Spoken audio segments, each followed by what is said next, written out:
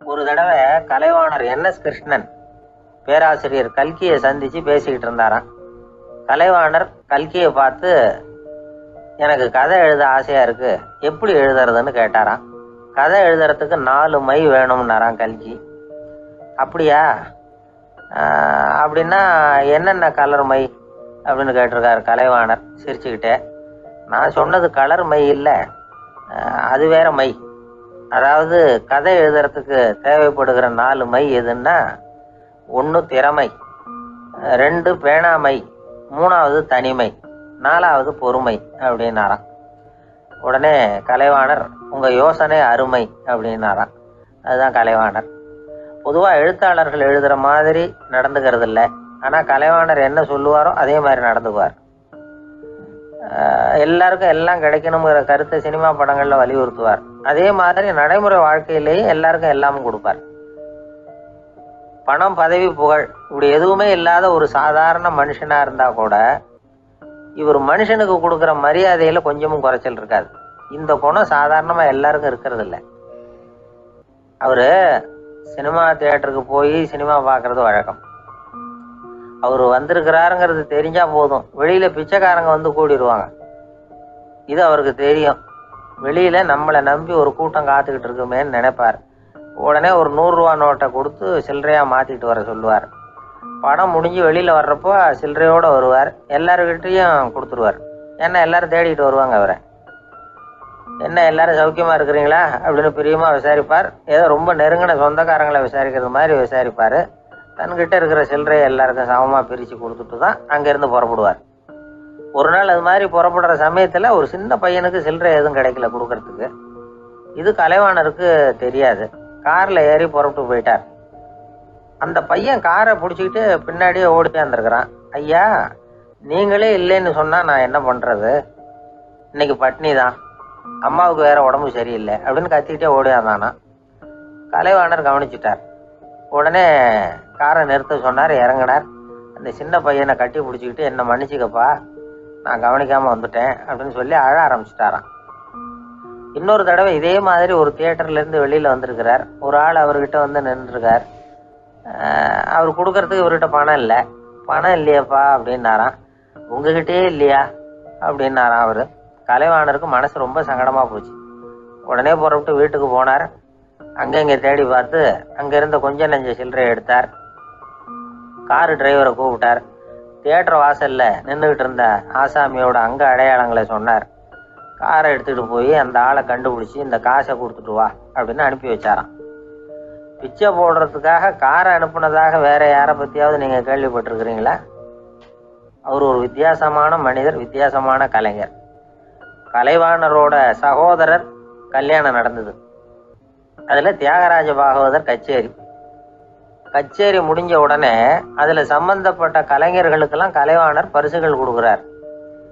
அந்த கச்சேரியில் கடம் வாசித்தவருக்கு மட்டும் மற்ற எல்லாருக்கும் கொடுத்ததை விட பெருசாக ஒரு வெள்ளி கோப்பையை பரிசாக கொடுத்தாராம். மற்றவங்களுக்கெல்லாம் சின்னதாக கொடுத்துட்டு கட வித்துவானுக்கு மட்டும் பெருசாக பரிசு கொடுக்குறீங்களே ஏன்னு கேட்டிருக்கிறாங்க. அதுக்கு கலைவாணர் விளக்கம் கொடுத்தாராம். இப்பெல்லாம் ரயிலில் கூட்டம் அதிகங்கிறது உங்களுக்கு எல்லாருக்கும் தெரியும். இந்த வித்வான் இவ்வளவு பெரிய மண்பானையை ரயிலில் ரொம்ப பத்திரமா உடையாம ரொம்ப தூரத்திலேருந்து கொண்டு வந்திருக்கிறாரே, அது என்ன சாமானியமான காரியமா? அவரோட அந்த சாமர்த்தியத்தை பாராட்டுறதுக்காக தான் அவருக்கு இவ்வளவு பெரிய பரிசு அப்படின்னாராம்.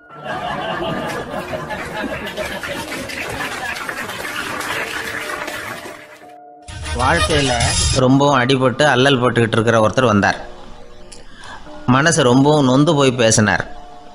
இந்த உலகத்தில் மனுஷனாக பிறந்ததை விட மாடாக பிறந்திருக்கலாம் சார் அப்படின்னார். திடீர்னு வந்து என்கிட்ட இப்படி சொன்னால் அதுக்கு நான் என்னங்க பண்ண முடியும் அப்படின்னேன். உங்ககிட்ட வரணும்னு தோணுச்சு, அதனால் வந்தேன் அப்படின்னார். சரிங்க, இப்படி ஒரு யோசனை வந்ததுக்கு என்ன காரணம் அப்படின்னு சொல்லி அவர்கிட்ட கேட்டேன். அதுக்கு அவர் சொன்னார், என் பையனுக்கு வேலை தேடுறேன் கிடைக்கல, பொண்ணுக்கு மாப்பிள்ளை தேடுறேன் கிடைக்கல, வீடு கட்டுறதுக்கு கடன் கேட்குறேன் கிடைக்கல, மாடாக பிறந்திருந்தா இது மாதிரி கவலையெல்லாம் கிடையாதுல்ல, பேசாமல் வைக்கோலை தின்னுக்கிட்டு அசை போட்டுக்கிட்டே கடந்துடலாமே அப்படின்னார் அலட்சியமாக. அதுக்கப்புறம் தான் அவர் சொன்ன கருத்தை நானும் கொஞ்சம் அசை போட ஆரம்பித்தேன் மனசுக்குள்ளே. இப்போ இயற்கையை பொறுத்த வரைக்கும் அது நாம் எல்லாரும் மகிழ்ச்சியாக வாழணும் அப்படின்னு தான் விரும்புது. விலங்குகள், பறவைகள், தாவரங்கள், அப்புறம் மற்ற உயிரினங்கள் எல்லாமும் நல்லபடியாக இருக்கணும் அப்படிங்கிறது தான் இயற்கையோட விருப்பம்.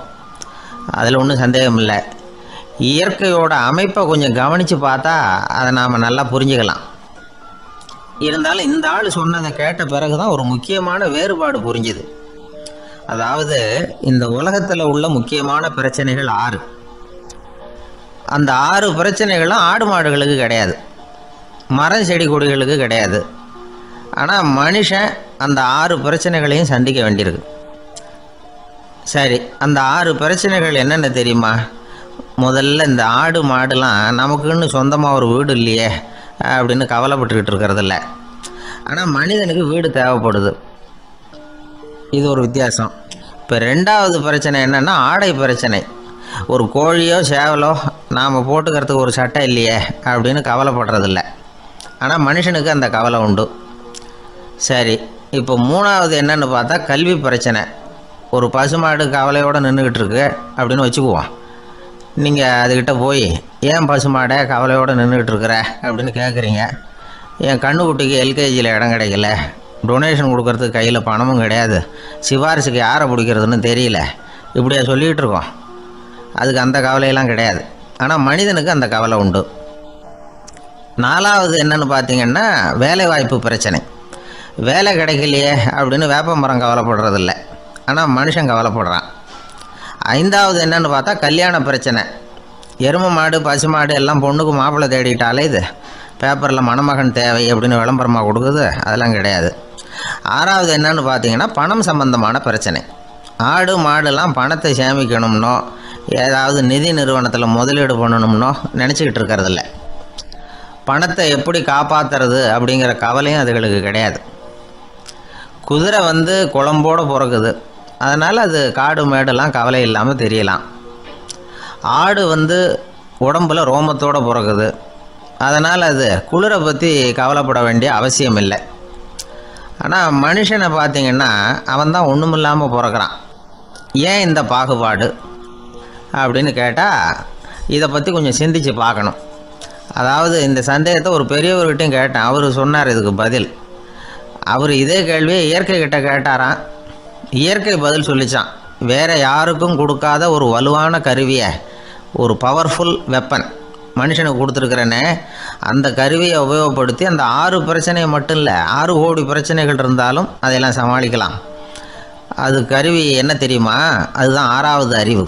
அதை உபயோகப்படுத்தினா காலுக்கு செருப்பு தயார் பண்ணிக்கலாம், குளிருக்கு போர்வை தயார் பண்ணிக்கலாம், என்ன வேணும்னாலும் செய்யலாம் அப்படின்னு இயற்கை பதில் சொல்லிச்சான்.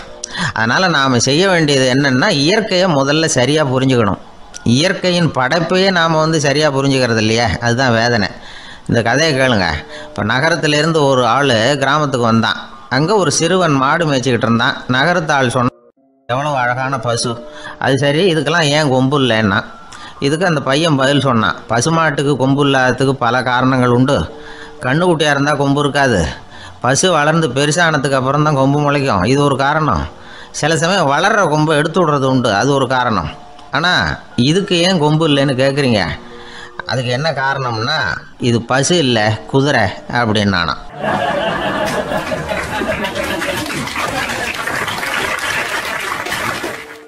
இன்பம் துன்பம் இது ரெண்டும் சேர்ந்தது தான் வாழ்க்கை. இது எல்லாரும் சொல்லிகிட்டு இருக்கிற ஒரு உண்மை. அது சரி, இது ரெண்டும் வர்றதுக்கு என்ன காரணம்? துறவி ஒருத்தர் யோசித்து பார்த்துருக்கார். இன்ப துன்பம் தோன்றுவதற்கு முக்கியமாக 6 காரணங்கள் உண்டு அப்படிங்கிறார் அவர். அது என்னங்கிறத நாமளும் தெரிஞ்சு வச்சுக்குவோமே. இப்போ முதல் காரணம் சுயநலம். ஒரு தாயார் தன்னுடைய சுயநலம் கருதி தன்னுடைய மகன் இன்பமாக இருக்கணும்னு ஆசைப்படுறாங்க. மகனும் அப்படியே ஆசைப்படுறான். அதனால் தாயாரின் இன்ப துன்பங்களை பார்த்துட்டு மகனும் இன்ப துன்பம் அடையிறான். அந்த அம்மாவுக்கும் அதே நிலைமை தான். 2வது காரணம் உறவு. நான் துறவியான பிறகு கூட உறவுங்கிற காரணத்தினால தான் தாயாருடைய சுக துக்கங்களை கண்டு நானும் சுக துக்கம் அடைகிறேன். என் தாயாருடைய நிலைமையும் இதுதான் அப்படிங்கிறார் ஒரு துறவி. 3வது காரணம் என்னென்னா அறிமுகம். எனக்கு அறிமுகமான ஒருத்தரை ரயில் நிலையத்தில் சந்திக்கிறேன். அவர் தன்னுடைய பணப்பையை எங்கேயோ தொலைச்சி விட்டு வருத்தப்பட்டுக்கிட்டு இருக்கிறார். நானும் வருத்தப்படுறேன். அந்த சமயத்தில் யாரோ ஒருத்தர் இதுதானே அவங்க பணப்பை அப்படின்னு சொல்லி கொண்டாந்து நீட்டுறார். பணப்பையை தொலைச்சவர் சந்தோஷப்படுறார், நானும் சந்தோஷப்படுறேன். இது அந்த துறவி சொல்கிற அனுபவம். 4வது காரணம் என்னென்னா கருணை. எனக்கு முன்னே தெரியாத ஒருத்தனை யாரோ ஒருத்தன் அடித்து காயப்படுத்தி போடுறான். கருணை காரணமாக நான் அதுக்காக துக்கப்படுறேன். 5வது காரணம் எதையும் நம்புறது. ஒரு பசுமாட்டை ஒரு முரணை அடிச்சுக்கிட்டு இருக்கிறான் அப்படின்னு ஒருத்தர் வந்து நம்மகிட்ட சொல்கிறாருன்னு வைங்க, உடனே நான் துக்கப்படுறேன். இன்னொருத்தர் வந்து அந்த முரணனை போலீஸ்காரங்க பிடிச்சிட்டு போயிட்டாங்கன்னு சொல்லி சொல்கிறார், நான் உடனே சந்தோஷப்படுறேன். 3வதாக ஒருத்தர் வந்து முதல் 2 பேரும் சொன்னது பொய்யுங்கிறார். அப்போ நான் இன்ப துன்பம் 2மே இல்லாமல் நிம்மதியாக இருக்கிறேன். இது ஒரு விதம். அடுத்தது 6வது காரணம் என்னென்னா தன்மயமாகுதல். ஒரு நாவல் படிச்சுக்கிட்டு இருக்கிறோம், அதில் வர்ற பாத்திரங்களோட நாம் ஒன்றி போயிடுறோம். அதில் வர்ற பாத்திரங்கள் சிரிச்சுதுன்னா நாமளும் சிரிக்கிறோம், அது அழுதுன்னா நாமளும் அழறோம். அதெல்லாம் வந்து அந்த துறவி சொல்கிற அனுபவ உண்மைகள்.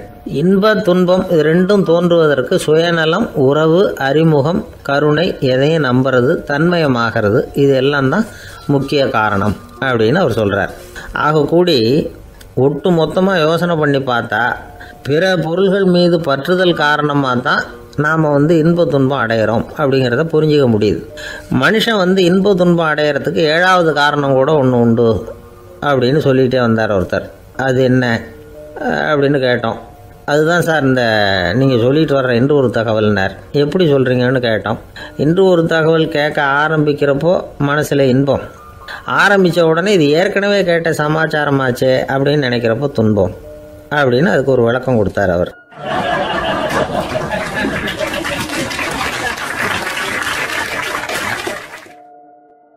ஒரு சராசரி மனிதனுடைய இயல்பு என்ன?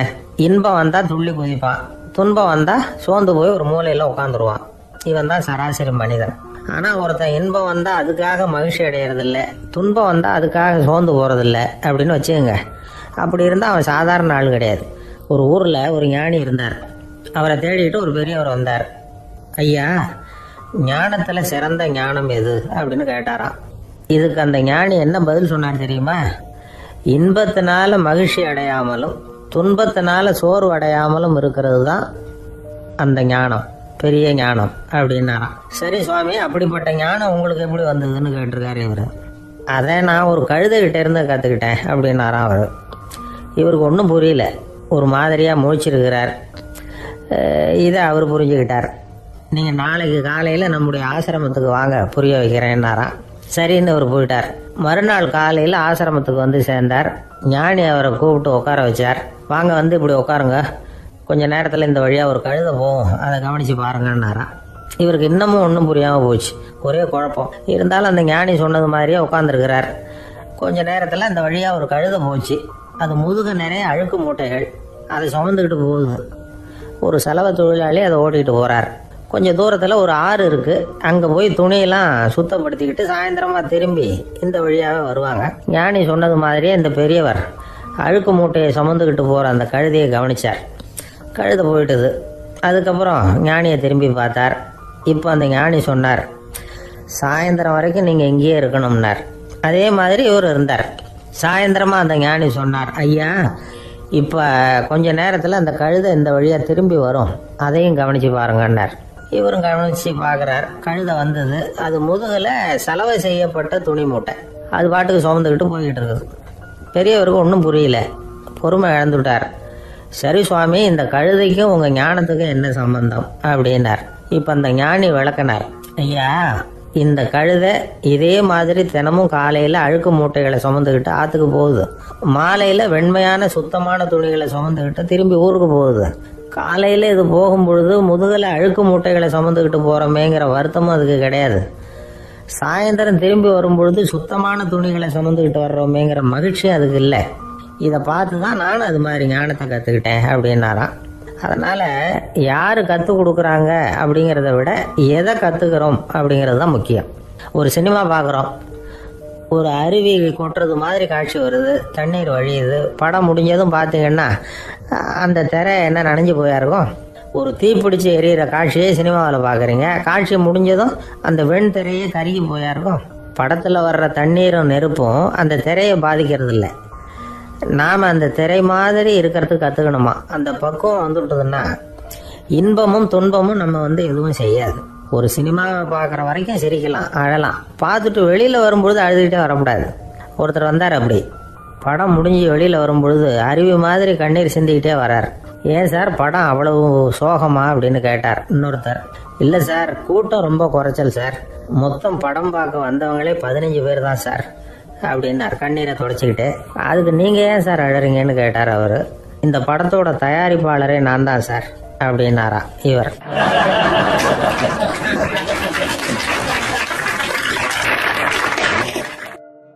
இந்த உலகத்தில் உண்மையாகவே வேதாந்தம் பேசுகிறவங்களும் உண்டு, உள்ளுக்குள்ளே வேற மாதிரி இருந்துக்கிட்டு வெளியில் வேதாந்தம் பேசுகிறவங்களும் உண்டு.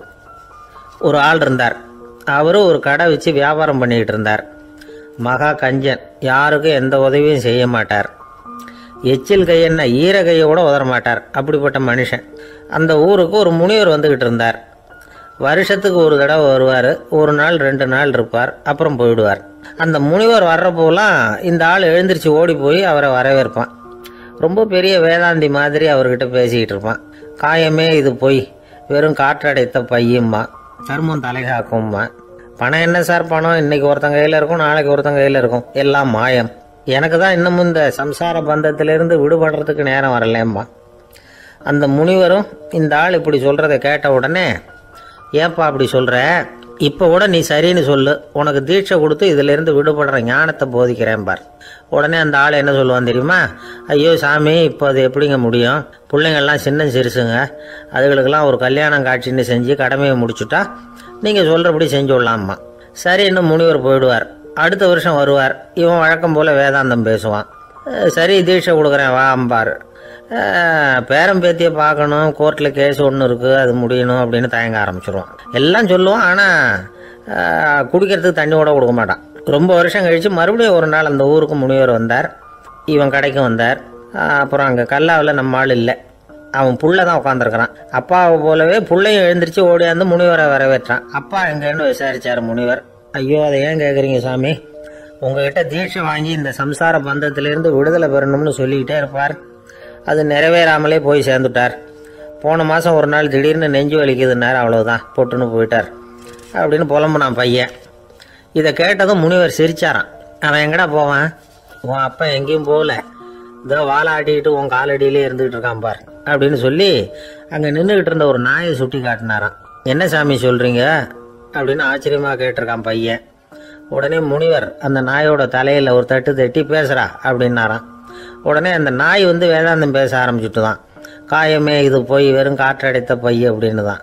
முனிவர் சொன்னார், அடே இப்போவும் ஒன்றும் கெட்டு போகல, நீ விரும்புனா சொல்லு, உனக்கு தீட்சை கொடுத்து என் பின்னாடியே அழைச்சிட்டு போயிடுறேன், அங்கே அழைச்சிட்டு போய் உனக்கு ஞானத்தை போதிக்கிறேன், வர்றியா அப்படின்னு கேட்டிருக்கார்.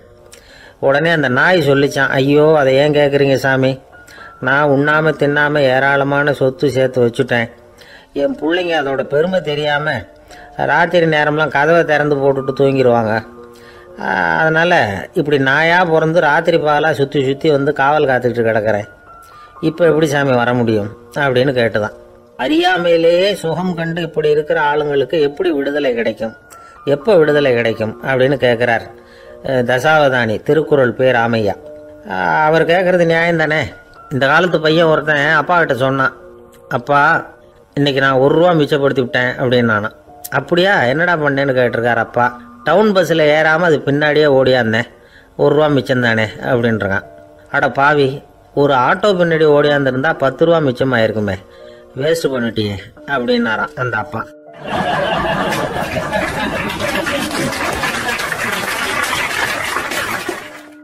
ஒரு மனுஷனுக்கு 3 விதத்தில் கர்வம் உண்டாகிறதுக்கு வாய்ப்பு உண்டு. பணம், பதவி, புகழ். பணம் அதிகமாக வந்தால் கர்வம் வரலாம், பதவி பெருசாக வந்துட்டுதுன்னா கர்வம் வரலாம், புகழ் அதிகமாக போனாலும் கர்வம் வரலாம். இந்த 3 வகையான கர்வத்துக்கும் இடம் கொடுக்காம இருக்கிறாங்க பாருங்க, அவங்க தான் சிறந்த மனிதர்கள்.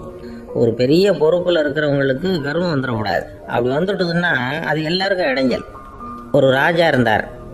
அவர் ஒரு நாள் தன்னுடைய தலைநகரத்தை சுற்றி வந்துக்கிட்டு இருந்தார். ஒரு இடத்துல ஒரு அழகான நிலத்தை பார்த்தார். ஆஹா, இந்த இடத்துல நமக்குன்னு ஒரு மாளிகையை கட்டினா எவ்வளோ நல்லா இருக்கும் அப்படின்னு நினச்சார். ராஜா நினச்சா அது முடியாத காரியமா? சரி, இந்த நிலம் யாருக்கு சொந்தம்னு விசாரிங்க அப்படின்னார் பக்கத்தில் இருந்தவங்கக்கிட்ட. அவங்கெல்லாம் ஓடி போய் விசாரித்தாங்க. அந்த இடம் ஒரு வயசான கிழவிக்கு சொந்தம், வயசான அம்மாவுக்கு சொந்தமாக. அந்த அம்மா தான் அதில் ஒரு குடிசையை போட்டு குடியிருந்துக்கிட்டு இருக்கிறாங்க. சரி, அந்த நிலத்துக்கு ஒரு விலையை நிர்ணயம் பண்ணி அதை அந்த வயசான அம்மாக்கிட்ட கொடுத்துருங்க அப்படின்னு உத்தரவு போட்டார் ராஜா. ஆனால் அந்த அம்மா, இது எங்கள் பூர்வீக இடம், இதை விற்க மாட்டேன் அப்படின்னு சொல்லிவிட்டுது. சரி, 2 பங்கு விலை கொடுக்குறோம்னு சொல்லி பாருங்க அப்படின்னாங்க. அப்படியே சொன்னாங்க அரண்மனை ஆட்கள். அதுக்கும் சம்மதிக்கலை அந்த அம்மா. இதை கேள்விப்பட்டதும் ராஜாவுக்கு கோபம் வந்துட்டுது. தன்னுடைய ஆளுங்களை கூப்பிட்டார். போய் அந்த குடிசையை பிரிச்சேரிங்க, காசெல்லாம் ஒன்றும் கொடுக்காதீங்க அப்படின்னு கத்தினார். அவ்வளோதான். அடுத்த நிமிஷம் அரண்மனை ஆசாமிகள் போனாங்க, குடிசையை பிரித்து எரிஞ்சாங்க. அந்த வயசான அம்மா இருக்கு, அதுவும் அந்த இடத்த விட்டு துரத்தி விட்டாங்க. அந்த இடத்துல ஒரு அரச மாளிகையை கட்டி முடிச்சுட்டாங்க.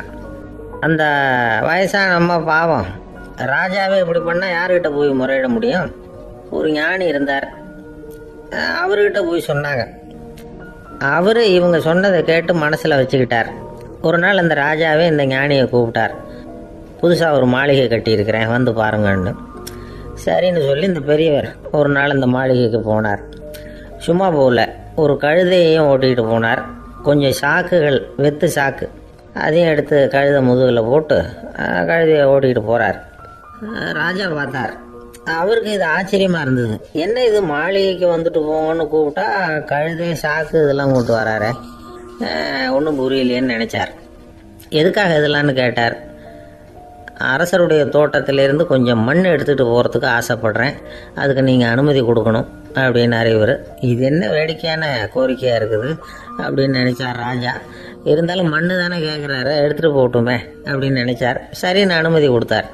அந்த பெரியவர் தோட்டத்துக்கு போனார், மண்ணை வெட்டினார், சாக்கில் போட்டு நிரப்புனார். ராஜாவை கொஞ்சம் கிட்ட வாங்கன்னு கூப்பிட்டார். இந்த மண் மூட்டையை தூக்கி கழுதையோட முதுகில் வைக்கணும், கொஞ்சம் உதவி பண்ணுங்கன்னார். ஓ, பண்ணுறேனே அப்படின்னு சொல்லி ராஜா கிட்ட போனார். மூட்டையை தூக்கி பார்க்குறாரு, முடியல, திணறி போயிட்டார்.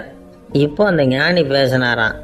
அரசே, இந்த ஒரு சாக்கு மண்ணையே உங்களால் தூக்க முடியல, அந்த கிழவிகிட்ட இருந்து அந்த அக்கிரமமாக அபகரித்த இந்த தோட்டம் பூராவையும் சுமக்கணும்னு ஆசைப்படுறீங்களே, அது உங்களால் முடியுமா அப்படின்னு கேட்டாராம். ராஜா யோசனை பண்ண ஆரம்பித்தார். தன்னுடைய செயலுக்காக வருத்தப்பட்டாராம்.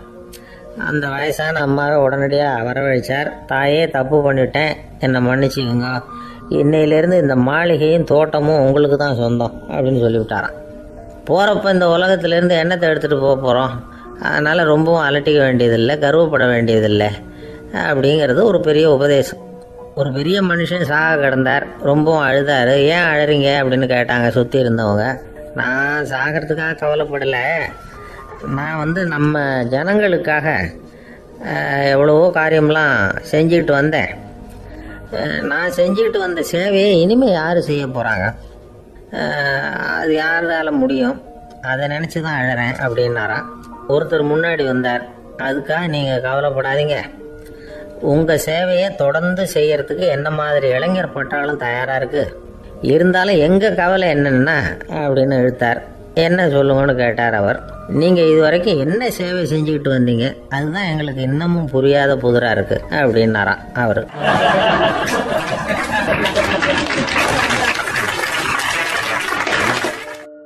சில பேரை இப்படி சொல்கிறது உண்டு. அடுத்தவங்களை அனுசரித்து நடந்துக்க தெரியல, அவன் என்ன சார் மனுஷன் அப்படிம்பாங்க. சக மனிதர்களோட எப்படி பழகிறது அப்படின்னு தெரியாததுனாலேயே பல பேர் இன்னைக்கு சங்கடப்பட்டுக்கிட்டு இருக்கிறாங்க. வசதி வாய்ப்பெல்லாம் சரியாக இருக்கும், ஆனால் வாழ்க்கை சரியாக இருக்காது. இன்னொருத்தர்கிட்ட எப்படி பேசுறது பழகிறதுங்கிறது தெரியாததுனால தான் இந்த அவஸ்தை. சரி, இந்த அவஸ்தை இல்லாமல் வாழறது எப்படி? இதுக்கு அனுபவசாலிகள் சில வழிமுறைகளை சொல்கிறாங்க. அதெல்லாம் என்னென்னங்கிறத இப்போ தெரிஞ்சுக்குவோம். முதல்ல நம்ம நாக்கு நம்ம கண்ட்ரோலில் இருக்கணும். வார்த்தைகளை கொட்டி விட்டு அதுக்கப்புறம் அள்ள முடியாமல் கிடந்து கஷ்டப்படக்கூடாது. எப்படி பேசுகிறோங்கிறதும் முக்கியம், பேசுகிறப்ப எப்படி முகத்தை வச்சிருக்கிறோங்கிறதும் முக்கியம். அன்பாக பேசினாலும் நல்லா இருக்கும். அப்படி பேசுகிறப்ப ஆதரவாக அவர் தோள் மேலே ஒரு கையை போட்டுக்கிட்டு பேசினா இன்னமும் நல்லா இருக்கும். ரெண்டாவது விஷயம், இன்னொருத்தர்கிட்ட பேசுறப்போ வாக்குறுதிகளை அள்ளி வீசக்கூடாது. கொடுக்குற வாக்குறுதி குறைச்சலா இருக்கணும். அப்படி கொடுத்த வாக்குறுதியை கண்டிப்பா நிறைவேற்றணும். நாம ஒருத்தரை பாராட்டுறோம் அல்லது அவரை பத்தி அபிப்பிராயம் சொல்றோம்னா அது ஆக்கப்பூர்வமா இருக்கணும். நம்ம பாராட்டு அல்லது விமர்சனம் அடுத்தவருடைய முன்னேற்றத்துக்கு உதவுறது மாதிரி இருக்கணும். நாம சொல்றதை கேட்டுட்டு அவன் தலையில கையை வச்சுட்டு உட்காந்துடக்கூடாது. எப்பவும் உற்சாகமா இருக்கணும், முகம் அலர்ச்சியா இருக்கணும். மனுஷன் இருந்தா வருத்தம், கவலை, ஏமாற்றம் எல்லாம் இருக்கதான் செய்யும். அதெல்லாம் மனசுல இருக்கட்டும். அந்த வருத்தமும் கவலையும் ஏமாற்றமும் சேர்ந்துக்கிட்டு நம்ம முகத்துல இருக்கிற மலர்ச்சியை மூடி மறைக்கிறதுக்கு நாம இடம் கொடுத்துடக்கூடாது. எந்த விஷயத்தை பத்தி யாருக்கிட்ட பேசினாலும் வெளிப்படையா பேசணும். திறந்த மனசோட பேசணும். மூடி மறைச்சி முன்னு மூழ்கிக்கிட்டு இருக்கக்கூடாது. இன்னொருத்தர்கிட்ட பேசுறப்போ விவாதம் பண்ணுங்க, அது தப்பு இல்லை. ஆனா வாதாடிக்கிட்டு இருக்கக்கூடாது. அதாவது என்ன சொல்றாங்கன்னா, டிஸ்கஸ் பண்ணலாம், ஆர்கியூ பண்ணக்கூடாதான். நம்ம கிட்ட இருக்கிற நல்ல குணங்களை நாம எடுத்து சொல்லிட்டு இருக்கக்கூடாது. அந்த நல்ல குணங்களே நம்மளை பத்தி எடுத்து சொல்லணும். அது மாதிரி நடந்துக்கணும். அதே மாதிரி அடுத்தவங்க கிட்ட உள்ள கெட்ட குணங்களை பத்தி அவசியம் இல்லாம நாம பேச வேண்டியதில்லை. உங்களை பத்தி யாராவது தப்பா பேசுறாங்களா, அப்படி அவங்க பேசுறதுல உண்மை இல்லையா அப்படின்னா அதை நீங்க பொருட்படுத்த வேண்டியதில்லை, விட்டுடலாம். அது தானா போயிடும். ஒரு 4-5 பேரோட பேசிக்கிட்டு இருந்தீங்கன்னா எல்லாருக்கும் முக்கியத்துவம் கொடுங்க. யாரையும் அலட்சியப்படுத்தாதீங்க. தமாஷா பேசலாம். ஆனா உங்க தமாஷ் அடுத்தவங்களை கேலி பண்றதா இருக்கக்கூடாது. நமக்கு கிடைக்க வேண்டியது கிடைக்கலையே அப்படிங்கிற தவிப்பு நம்ம கிட்ட இருக்கக்கூடாது. அது தேவையில்லை. உங்க செயல்பாடுகள் தெளிவா இருக்கட்டும். பாராட்டு தானா உங்களை தேடிட்டு வரும். இன்னொரு மனுஷனுடைய மனசுல கௌரவமான ஒரு இடத்த பிடிக்கணும்னா நாம இந்த குணத்தை எல்லாம் நம்ம கிட்ட வளர்த்துக்கணும். இதெல்லாம் அனுபவசாலிகள் சொல்லி இருக்கிற குறிப்புகள். இந்த குறிப்புகளை சரியா புரிஞ்சுக்கணும். அது முக்கியம். தப்பா புரிஞ்சுக்கிட்டா என்ன ஆகும் தெரியுமா? இதை கேளுங்க. ஒருத்தர் வந்தார். சார், அடுத்தவங்க தோள் மேல கையை போட்டுக்கிட்டு அன்பா பேசணும்னு சொன்னீங்க. அப்படிதான் பேசினேன். அவரு முதுக கூட தட்டி கொடுத்தேன். என் வேலை போயிட்டுது சார், வீட்டுக்கு அனுப்பிச்சுட்டாங்க அப்படின்னார். யாருக்கிட்ட அப்படி பேசுனீங்கன்னு கேட்டோம். என் முதலாளி கிட்ட சார் அப்படிங்கிறார் ரொம்ப சோகமா.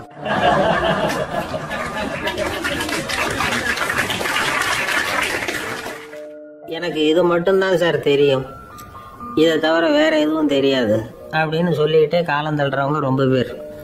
அவங்க எல்லாம் கஷ்டப்பட வேண்டியிருக்கும். ஒருத்தர் தன்னுடைய தொழிலில் ரொம்ப கெட்டிக்காரராக இருக்கலாம். அதுக்காக எப்பவும் அதே ஞாபகத்தில் இருந்துக்கிட்டு உலகியல் அறிவு இல்லாமல் இருந்துடக்கூடாது. அது ஆபத்து. இதுக்காக நம்ம தாத்தா பாட்டியெல்லாம் ஒரு கதை சொல்லுவாங்களே, கேள்விப்பட்டிருக்கீங்களா? ஒரு சமயம் ஒரு 4 பேர் சேர்ந்து வெளியூருக்கு பிரயாணம் போனாங்களாம். அந்த 4 பேர் எப்படி தெரியுமா? ஒருத்தர் வேதாந்தி, இன்னொருத்தர் சங்கீத வித்வான், 3வது ஆள் வைத்தியர், 4வது ஆள் ஜோசியர். இவங்க 4 பேரும் நண்பர்கள். அதனால சேர்ந்து புறப்பட்டாங்க. வழியில் ஒரு ஊரில் தங்கினாங்க. இருட்டி போச்சு. அதனால இன்னைக்கு ராத்திரி இங்கேயே தங்கி இருந்துட்டு நாளைக்கு புறப்படலாம் அப்படின்னு தீர்மானம் பண்ணாங்க. சாப்பாட்டுக்கு என்ன பண்ணுறது? அங்கேயே கடத்தெருவுக்கு போய் சாமான்லாம் வாங்கியாந்து சமைச்சு சாப்பிட்லாம்னு முடிவு பண்ணாங்க. 4 பேர் இருக்கிறதுனால ஆளுக்கு ஒரு காரியமாக செய்யலாம் அப்படின்னு வேலையை பிரிச்சுக்கிட்டாங்க. வைத்தியர் கரிகாய் வாங்க போனார். வேதாந்தி எண்ணெய் வாங்க போனார். ஜோசியர் பலசரக்கு வாங்க போனார். சங்கீத வித்வானுக்கு சமைக்கிற வேலை. எல்லாம் சரி. ஆனால் நடந்தது என்ன தெரியுமா? கடைத்தெருவுக்கு காய்கறி வாங்க போனார்ல வைத்தியர், அங்கே போய் மார்க்கெட்டில் பார்த்தார். ஒவ்வொரு கரிகாயாக எடுத்து பார்த்தார். இது பித்தம், உடம்புக்கு ஒத்துக்காது. இது வாயு, உடம்பு ஒத்துக்காது அப்படின்னு ஒவ்வொன்றா தள்ளினார். கடைசியில் ஒன்றுமே தேரல. வெறுங்கையோடு திரும்பி வந்துக்கிட்டு இருக்கிறார். எண்ணெய் வாங்க போனார் வேதாந்தி. அவர் ஒரு தொன்னையில் எண்ணெயை வாங்கினார். பேசாமல் அதை எடுத்துகிட்டு வர வேண்டியது தானே, முடியல. அவருடைய வேதாந்த மூளை சிந்திக்க ஆரம்பிச்சுட்டுது. இந்த தொன்னைக்கு எண்ணெய் ஆதாரமா அல்லது எண்ணெய்க்கு தொன்னை ஆதாரமா அப்படிங்கிற ஆராய்ச்சியில் இறங்கினார். என்னாச்சு தெரியுமா? அப்படி கவுத்து பார்த்தார். வாங்கின எண்ணெய் பூராவையும் வழியில் கொட்டி விட்டு வெறும் தொண்டையோடு சேர்ந்தார். பலசரக்கு வாங்க போனார் ஜோசியர். அவர் ஒரு வழியில் பார்த்தாரு. வழியில் வந்தவங்களெல்லாம் அங்கங்கே ஒரு மரத்தடியில் உட்கார வச்சு அவங்களுக்கெல்லாம் ஆர்வம் சொல்ல ஆரம்பிச்சிட்டார். அப்படி ஒவ்வொருத்தராக சொல்லி முடிச்சுட்டு கடத்தருக்கு போய் சேர்ந்தார். இவர் அங்கே போய் சேர்றதுக்குள்ளே ரொம்ப நேரம் ஆகிட்டுது. கடையெல்லாம் பூட்டி விட்டு போயிட்டாங்க. என்ன செய்யறது? அவரும் வெறுங்கையோட திரும்பி சேர்ந்தார். சரி, இவங்க கதை தான் இப்படி ஆச்சு. அங்கே சமைக்கிறதுக்காக உட்காந்துருந்தார் சங்கீத வித்வான். அவர் கதை என்னாச்சு தெரியுமா? அங்கே அவர் அடுப்பை பற்ற வச்சு ஒலையை கொதிக்க வச்சார். அதாவது ஒரு பானையில் தண்ணியை ஊற்றி அடுப்பில் வச்சார். அது கொதிக்க ஆரம்பிச்சிது. தண்ணி கொதிக்கிற சத்தம் இருக்குதுல்ல, அது இவருக்கு தாளம் போடுறது மாதிரி இருந்தது. ஒரே குஷி, பாட ஆரம்பிச்சிட்டார். பாடிக்கிட்டே உற்சாகமாக கையில் இருந்த கரண்டியால் அந்த பானையில் தட்டினார், தாளம் போடுறதா நினச்சிக்கிட்டு. அவ்வளவுதான், பானை பட்டுன்னு உடஞ்சி போச்சு. தலையில் கையை வச்சுக்கிட்டு அவரும் உட்காந்துட்டார். எந்த தொழில் தெரிஞ்சாலும் சரி, அதை புத்திசாலித்தனமாக பயன்படுத்த தெரியலன்னா ஆபத்து தான். அதுக்காக தான் இந்த கதை. ஒரு பஸ்ஸு டிரைவர் ரொம்ப கெட்டிக்காரர். பஸ்ஸை ரொம்ப திறமையாக ஆபத்து இல்லாமல் ஓட்டினதுக்காக பரிசுலாம் வாங்கினவர். அவரே ஒரு படகு ஓட்டுறதுக்காக அழைச்சிட்டு போயிருக்கிறாங்க, மோட்டார் படகு. அதையும் ரொம்ப திறமையாக தான் ஓட்டிகிட்டு போயிருக்கிறாரு. நடுக்கடலில் போனதும் படகு நின்று போச்சு. மோட்டாரில் ஏதோ கோளாறு. என்ன செய்யலாம் அப்படின்னு அந்த டிரைவரை கேட்டிருக்கிறாங்க படகுல இருந்தவங்கெல்லாம். அப்போ அவர் சொன்னாராம், கவலைப்படாதீங்க, ஒன்றும் பிரச்சனை இல்லை, எல்லாரும் கொஞ்சம் கீழே இறங்கி பின்னாடி தள்ளுங்க, மோட்டார் ஸ்டார்ட் ஆகிடும் அப்படின்னாராம்.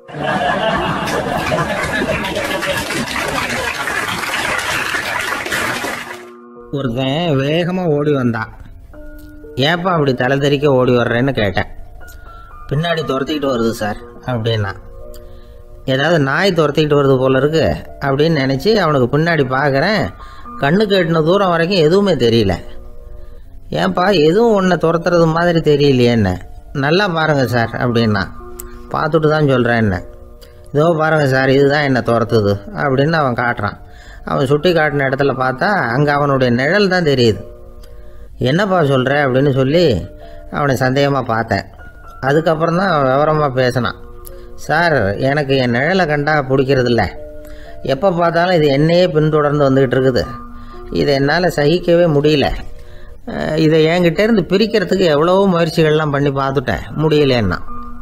அப்படி என்னென்ன முயற்சிகள் பண்ணினேன் அப்படின்னு கேட்டேன். அவன் என்னென்ன செஞ்சாங்கிறத விவரமாக சொன்னான். அவன் என்ன பண்ணியிருக்கிறான், ஒரு பெரிய குழியை தோண்டி அதில் தன்னுடைய நிழலை புதைச்சிருவோம் அப்படின்னு முடிவு பண்ணிட்டு மண்வெட்டி எடுத்துக்கிட்டு தோட்டத்து பக்கம் போயிருக்கான். ஆழமாக ஒரு குழியை தோண்டியிருக்கான். குனிஞ்சு பார்க்குறான். அந்த குழிக்குள்ளே தன்னுடைய நிழல் தெரியுது. ஆஹா, இதுதான் சமயம், நிழல் இப்போ குழிக்குள்ளே இருக்குது, மண்ணை போட்டு மூடி விடலாம் அப்படின்னு நினச்சிக்கிட்டு கொஞ்சம் மண்ணை அள்ளி போட்டான். பார்த்தா இப்போ அந்த நிழல் அந்த மண்ணுக்கு மேலே வந்து நிற்கிது. இது ஏதுடா வம்பா போச்சு அப்படின்னு அவசரமாக மண்ணை வாரி போட்டு மூடி பார்க்குறான். குழி பூராவும் மூடி விட்டு பார்க்குறான். மறுபடியும் நிழல் மேலே வந்து உட்காந்துக்கிட்டு இருக்குது. சரி, இதை குழியில் புதைக்க முடியாது அப்படின்னு முடிவு பண்ணிட்டு இதை இங்கேயே இப்படியே விட்டுட்டு ஒரே ஓட்டமாக ஓடி போடுவோம் அப்படின்னு நினச்சி எடுத்தான் ஓட்டம். அது காலை நேரம். இவன் மேற்க நோக்கி ஓடிக்கிட்டு இருக்கிறான். ஓடி ஓடி பார்க்குறான், நிழல் இவனை விட வேகமாக இவனுக்கு முன்னாடி ஓடிக்கிட்டு இருக்கு. சரி, திரும்பி ஓடி பார்ப்போம் அப்படின்னு நினச்சிக்கிட்டு அப்படியே சடார்னு திரும்பி ஓட ஆரம்பித்தான். பார்த்தான், அப்பாடா நிழலை காணலை. கொஞ்சம் தூரம் ஓடி ஒரு இடத்துல நின்று அப்படியே சாவகாசமாக திரும்பி பார்க்குறான். பின்னாடி நின்றுக்கிட்டு இருக்குது நிழல். இப்படி ஓடி வந்து தான் இங்கே நம்ம முன்னாடி நின்று தன்னுடைய அவஸ்தையை சொல்லிகிட்டு இருக்கிறான். இந்த நிழலை துரத்துறது அல்லது வெட்டி விடுறது, இதுக்கு ஏதாவது வழி இருக்கா சொல்லுங்கள் சார் அப்படிங்கிறான். நமக்கு ஒன்றும் புரியல.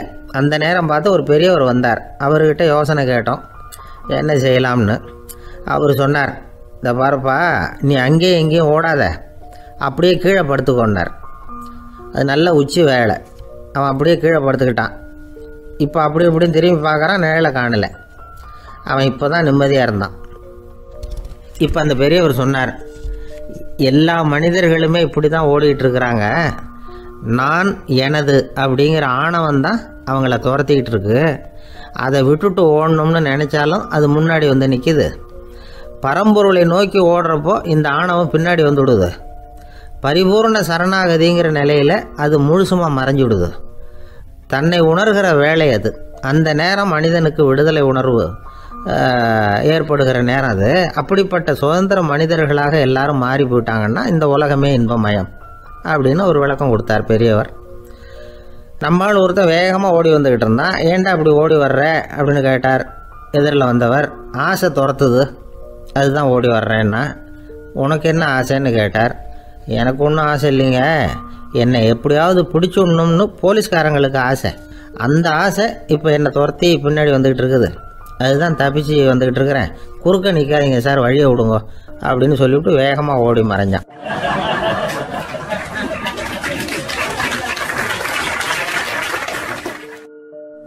ஊர்ல ஒரு கோயில் இருந்தது. ரொம்ப பழைய கோயில். உள்ள போறதுக்கே பயமா இருக்கும். எந்த நேரத்துல இடிஞ்சு விழுந்துருமோ அப்படிங்கிற பயம். அப்படி இருந்ததுனால யாரும் துணிஞ்சு சாமி கும்பிடுறதுக்கு அங்க போறதில்லை. கோயிலுக்கு வர்ற கூட்டம் கொஞ்சம் கொஞ்சமா குறைய ஆரம்பிச்சுட்டுது. கோயில் நிர்வாகிகள் எல்லாரும் கூடி உட்காந்து பேசினாங்க. என்ன பண்ணலாம்னு யோசனை பண்ணாங்க. எந்த இடம் மோசமா இருக்கோ அந்த இடத்த பழுது பார்த்தாங்க. அங்க எங்க வர்ணத்தை பூசி கொஞ்சம் அழகுபடுத்தி பார்த்தாங்க. ஏதோ இந்த ஊர்ல கோயில்னு ஒண்ணு இருக்கு, அது மக்களுக்கு தெரியணும் அப்படிங்கிறதுக்காகத்தான் அப்படிலாம் பண்ணாங்க. இருந்தாலும் கோவில் இருக்கிற நிலைமை மக்களுக்கு தெரியும். அதனால அங்க வர்றது குறைச்சிக்கிட்டாங்க அவங்க. ஒரு கட்டத்துல யாருமே வர்றதில்லை. நிலைமை அந்த அளவுக்கு ஆயிட்டுது. மறுபடியும் கோவில் நிர்வாகிகள் கூட்டம் நடந்தது. இந்த கூட்டம் கூட கோயிலுக்கு உள்ள நடக்கல, இடிஞ்சு விழுந்துருமோங்கிற பயம். அதனால வெளியில தான் உட்காந்து கூட்டத்தை நடத்தினாங்க. ஏன்னா உள்ள போறதுக்கு அவங்களுக்கும் துணிச்சல் கிடையாது. எந்த நேரமும் விழுந்துரும் போல இருந்தது. அது வழியா போறவங்க கூட வேகமா அந்த இடத்த கடந்து போக ஆரம்பிச்சிட்டாங்க. கோவில் நிர்வாகிகள் வெளியில உட்காந்து கூட்டம் போட்டாங்க இல்லையா, அந்த கூட்டத்துல 4 தீர்மானங்களை நிறைவேற்றினாங்க. அது என்ன 4 தீர்மானம்னா, முதல் தீர்மானம், இந்த கோவிலை இடிப்பது அப்படிங்கிற முடிவை இந்த கமிட்டி மிகவும் வருத்தத்துடன் ஏற்றுக்கொள்ளுகிறது அப்படின்னு நிறைவேற்றினாங்க. இதுக்கு பதிலா இன்னொரு கோவிலை உடனடியாக கட்டி முடிச்சுடணுங்கிறது 2வது தீர்மானம். 3வது தீர்மானம் என்ன தெரியுமா? பழைய கோவிலின் கதவுகள், அதிலிருந்து பிரிச்சு எடுக்கிற செங்கல், இதையே புது கோவில் கட்டுவதற்கு பயன்படுத்தி கொள்ள வேண்டியது. பழைய கோவில் இருந்த மாதிரியே அதே வடிவத்துல புது கோவிலையும் கட்ட வேண்டியது.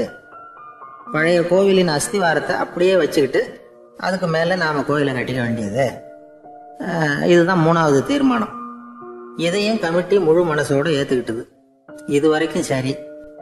இப்ப அந்த கமிட்டி 4வதா ஒரு முக்கியமான தீர்மானத்தை கொண்டுகிட்டு வந்து அதையும் ஏகமனதா நிறைவேற்றி விட்டது. அது என்ன தீர்மானம்னா, புதிய கோவில் கட்டி முடிக்கிற வரைக்கும் பழைய கோவிலை இடிக்கிறதில்லை அப்படிங்கிற தீர்மானம். எப்படி இருக்குது பாருங்க இது.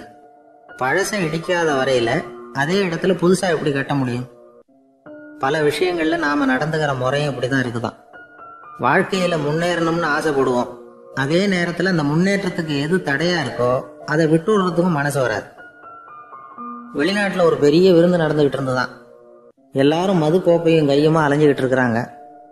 ஒருத்தர் மட்டும் கையில எதுவும் இல்லாம ரொம்ப நல்ல பிள்ளையா சாதுவா ஒரு ஓரமா தனியா உட்கார்ந்து இருக்கிறார். அவர்கிட்ட நெருங்கி வாங்க மது சாப்பிடலாம் அப்படின்னு கூப்பிட்டாங்களாம். என்ன வற்புறுத்தாதீங்க, நான் என் மனசுக்குள்ள உறுதியா தீர்மானம் பண்ணிவிட்டேன் அப்படின்னாரா. என்ன தீர்மானம் பண்ணியிருக்கீங்க அப்படின்னு கேட்டிருக்காங்க. ஏற்கனவே முழு போதையில இருக்கும் பொழுது மறுபடியும் மது கோப்பையை தொடரதில்லை அப்படின்னு தீர்மானம் பண்ணியிருக்கேன் அப்படின்னாரா.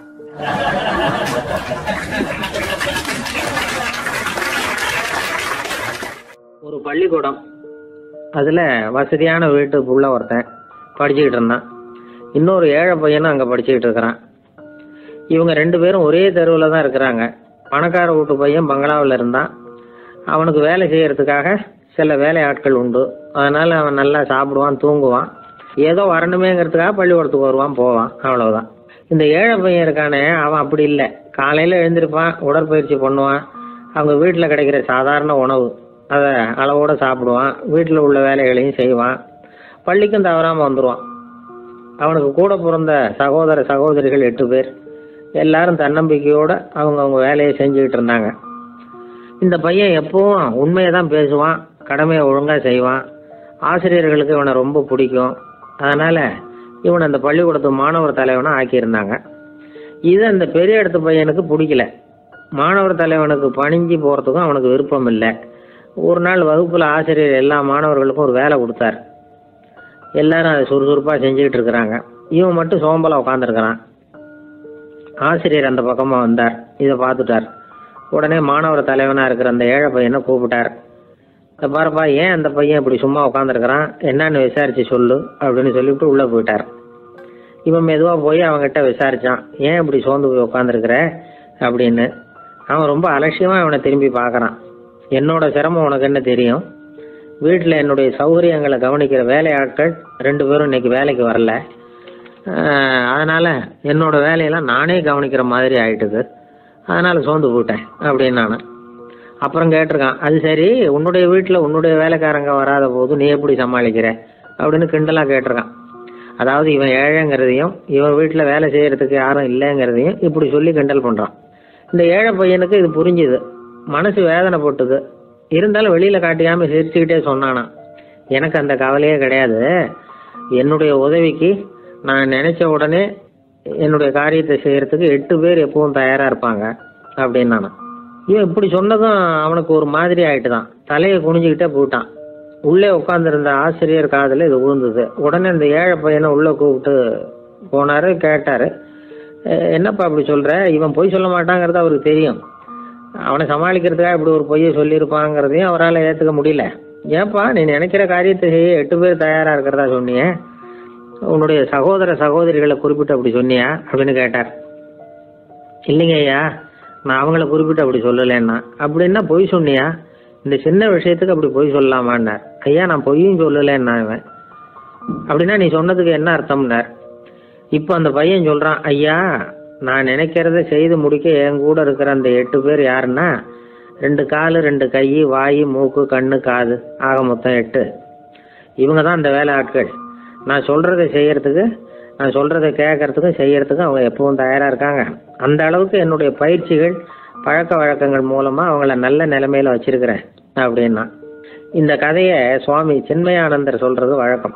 இயற்கை நமக்கு கொடுத்துருக்கிற வேலையாட்கள் இந்த 8, இவங்களை நல்ல முறையில வச்சிருந்து வேலை வாங்க வேண்டியது நம்முடைய கடமை. அந்த கடமையை ஒழுங்கா செஞ்சுக்கிட்டு வந்தா வாழ்க்கையில வெற்றி நிச்சயம், இல்லைன்னா குழப்பம்தான். புத்தி சரியா இல்லைன்னா இந்த வேலையாட்கள் நாம சொல்றதை கேட்க மாட்டாங்க. ஒருத்தன் குடி போதையில தள்ளாடி தள்ளாடி போய் ஒரு மரத்துல முட்டிக்கிட்டானா. தலையில கட்டு போட்டுக்கிட்டு மறுநாள் வந்திருக்கான். ஏன்டா இப்படி பண்றேன்னு கேட்டிருக்காங்க. நான் ஒதுங்கி போன்னு தான் சொன்னேன், அது கேட்கல அப்படின்றான். எது கேட்கல? உன்னோட காலா அப்படின்னு கேட்டிருக்காங்க. இல்லைங்க அந்த மரம் அப்படின்னு நானா.